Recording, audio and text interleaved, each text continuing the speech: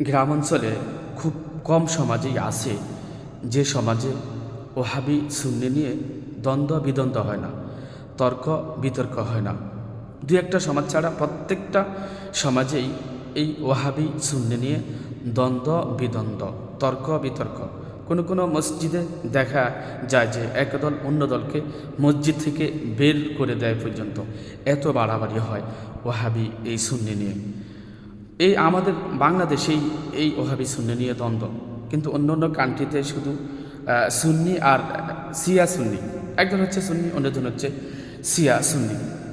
তো যাক, এই বাংলাদেশে লোকেরা যারা ধর্মের ব্যাপারে কম বুঝে বা ধর্মের ব্যাপারে জানে না, তারাই অন্যদেরকে ওহাবি বলে গালি দেয়। ওহাবি তো শব্দের অর্থ হচ্ছে আল্লাহওয়ালা কিংবা আল্লাহ ভীরু। দেখেন, এই যে ওহাব শব্দের অর্থ হচ্ছে দাতা, ওহাব শব্দের অর্থ হচ্ছে দাতা। ওহাব তো আল্লাহ তাআলার 99 নামের মধ্যে একটি নাম হচ্ছে ওহাব। আমরা বলি না ইয়া রহমান, ইয়া রহিম, ইয়া রহমান ও ইয়া রহিম ও ইয়া আল্লাহ, যেমন ইয়া রাজ্জাকু, ইয়া খালিকু, ইয়া মালিক, আমরা বলি না? তদ্রুপ ইয়া রহমানু, ইয়া রহিমু, ইয়া ওয়াহাব, এই আল্লাহ তাআলার এই গুণবাচক নামের মধ্যে একটি নাম হচ্ছে ওয়াহাব। ওহাব শব্দের অর্থ হচ্ছে ওহাব শব্দের অর্থ হচ্ছে দাতা। একমাত্র আল্লাহ হচ্ছেন মহান দাতা, এই জন্য আল্লাহকে ওহাব বলা হয়। আর যারা আল্লাহ ভীরু, আল্লাহওয়ালা যারা, তাদেরকে ওহাবি বলে গালি দেয়। এটা হয়েছিল আরবে 18 শতকে কোনো এক ধর্মগুরু, অর্থাৎ মুসলিম ধর্মগুরু, ইসলামী পণ্ডিত ছিলেন সে, তার নাম ছিল মোহাম্মদ বিন আব্দুল ওহাব নজদি। তো তিনি কিন্তু এই শিরিক বেদাতের ব্যাপারে লোকেদেরকে সতর্ক করতেন। শিরিক বেদাতের বিরুদ্ধে তিনি লোকেদেরকে সতর্ক করতেন এবং প্রতিবাদ করতেন। সেখান থেকেই তাকে ওহাবি বলে গালি দেওয়া হতো, তার অনুসারীদেরকে ওহাবি বলে গালি দিত। এখনও ঠিক সেটাই বাংলাদেশের মধ্যে দেখেন, যারা এই কবর পূজা করে, মাজার পূজা করে, শিরিক বিদআত করে যারা, তাদেরকে যে কেউ সতর্ক করতে যাবে তাদেরকে বলবো ওহাবি। এটার প্রতিবাদ করতে গেলে, শিরিক বিদআতের প্রতিবাদ করতে গেলেই তাকে বলবে ওহাবি। আরে ভাই, ওহাব তো আল্লাহ তাআলার 99 নামের মধ্যে একটি নাম। ওহাব শব্দের অর্থ হচ্ছে দাতা, যিনি মহান দাতা তাকেই বলা হয় ওহাব। আল্লাহর নাম ওহাব। আর ওহাবি বলা হয় যে ব্যক্তি আল্লাহ ভীরু, আল্লাহওয়ালা, তাকে বলা হয় ওহাবি। দেখেন না আপনি, রব্বানা লা তুযিগ কুলুবানা বা'দা ইয হাদাইতানা ওয়া হাব লানা মিন লাদুনকা রাহমা ইন্নাকা আনতাল ওয়াহ্হাব। এখানে কি ইন্নাকা আনতাল ওয়াহ্হাব আসছে না? ওয়াহাব আসছে না?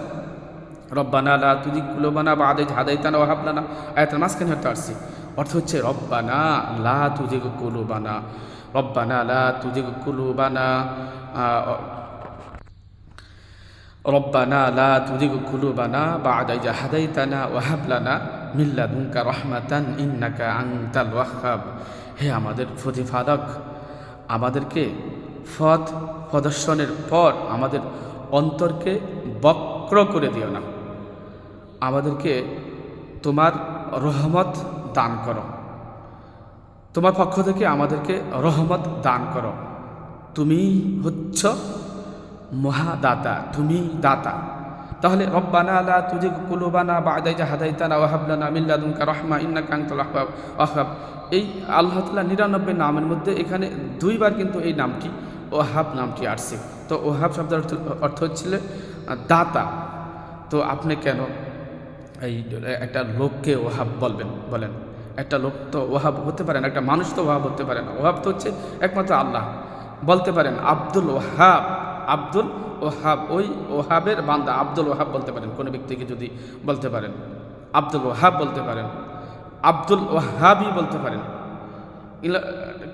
আব্দুল শব্দ হলো বান্দা, ওহাব শব্দ হলো দাতা। একমাত্র দাতার বান্দা একটা লোক। দাতা, দাতা, দাতা মানে কি? দানশীল, যে দান করে তাকে মানে এই ওয়াহাব বলা হয়, তাকে দাতা বলা হয়। ভাই, না বুঝে নিজে কেন এই মানে এমনিতেই তো মানে ওই যে সমাজে যাদেরকে লোকেরা বেদাতি বলে, তারা এমনিতেই তো বেদাত কাজ করে গুনাহগার হচ্ছেন, শিরিক করে গুনাহগার হচ্ছেন, কিংবা নামাজ না পড়ে গুনাহগার হচ্ছেন। আর যারা আপনাদেরকে সতর্ক করতেছে, আপনি তাদেরকে ওহাবি বলে গালি দিয়ে আপনি আরও বেশি গুনাহগার হচ্ছেন। একটা মানুষকে আপনি ওহাব বলতেছেন, একটা মানুষকে আপনি ওহাবি বলতেছেন, একটা ব্যক্তিকে আপনি ওহাব বলতেছেন, একটা ব্যক্তিকে আপনি ওহাবি বলতেছেন, অথচ ওহাব হচ্ছে একমাত্র আল্লাহ তাআলা। আর আপনি একটা ব্যক্তিকে ওহাবি বলে ওহাব বলে গালি দিয়ে আপনি আরও বেশি গুনাহগার হইতেছেন। ওহাবি তো আপনি গালি হিসাবে ব্যবহার করেন, গাল হিসাবে ব্যবহার করেন, মন্দ হিসাবে ব্যবহার করেন ওহাব, অথচ আল্লাহর নাম ওহাব, আল্লাহর নাম ওহাব। তো এই সমস্ত পাপ কাজ থেকে আমাদেরকে বেরিয়ে আসতে হবে। আমরা সুন্নাহ, কোরআন সুন্নাহ আমাদেরকে মেনে চলতে হবে। যারা কি বলে শিরক বেদাতি করে, তাদেরকে তো সতর্ক করতে হবে, কারণ শিরক বেদাত সম্পর্কে রাসূলুল্লাহ সাল্লাল্লাহু আলাইহি ওয়াসাল্লাম তো সতর্ক করেছে লোকেদের আশারুল উমুরি মুহদাসাতুহা ওয়া কুল্লু মুহদাসাতিন বিদআহ ওয়া কুল্লু বিদআতিন দালালা ওয়া কুল্লু দালালাতিন ফিন্নার। রাসূল সাল্লাল্লাহু আলাইহি ওয়াসাল্লাম বলছেন, ধর্মের ব্যাপারে কোনো ব্যক্তি যেন কোনো কিছু আবিষ্কার যেন না করে, এগুলো হচ্ছে বেদাত। আর এই ধর্মের ব্যাপারে যত আবিষ্কার আছে সব কিছু হচ্ছে গুমরাহি। অকুল্লু দলালাতিন ফিন্নার, আর যত গুমরাহি আছে সব গুমরাহি জাহান্নামের ইন্ধন, জাহান্নামে যাবে। রাসূলুল্লাহ সাল্লাল্লাহু আলাইহি ওয়াসাল্লামই তো আপনাকে সতর্ক করেছেন। রাসূলুল্লাহ সাল্লাল্লাহু আলাইহি ওয়াসাল্লাম তো বলেছেন শিরিক করবেন না। শিরিক হচ্ছে বড় গুনাহ, জঘন্য অপরাধ। ইন্না শিরকাল আযীমুন আযীম, অবশ্যই শিরিক হচ্ছে বড় জুলুম, বড় অন্যায়, মহা অন্যায়। আল্লাহ তাআলার সাথে মহা অন্যায় করা হয় শিরিক করলে। লা তুশরিক বিল্লাহি শাইআ ওয়ালা কুতিআতুম আওয়ারিকতুম আসালিকতুম, তোমাদেরকে কাটিয়ে ফেলা হলে, মেরে ফেলা হলে, তোমাদেরকে ফাঁসিতে ঝুলিয়ে দিলেও তোমরা আল্লাহ তাআলার সাথে শিরিক করবা না। তোমাদেরকে আগুনে পুড়িয়ে দিলেও, পানিতে ডুবিয়ে মারলেও তোমরা আল্লাহ তাআলার সাথে শিরিক করবা না। এটা রাসূলুল্লাহ সাল্লাল্লাহু আলাইহি ওয়াসাল্লাম বলেছেন। তো এখন আপনারা যারা শিরিক করেন, বেদাত করেন, এখন কেউ যদি সতর্ক করে আপনি তাদেরকে ওহাব বলে গালি দেন, আপনি না বুঝে গালি দেন। ভাই, আপনি বুঝেন আগে ওহাবি শব্দের অর্থ কী, ওহাব কাকে বলে। ওহাব একমাত্র আল্লাহ তাআলা কি বলা যায়, ওহাব কোনো ব্যক্তিকে বলা যায় না। সুবহানাকা আল্লাহুম্মা ওয়া বিহামদিকা আশহাদু আল্লা ইলাহা ইল্লা আনতা আস্তাগফিরুকা ওয়া আতুবু ইলাইক। আসসালামু আলাইকুম ওয়া রাহমাতুল্লাহি ওয়া বারাকাতুহু।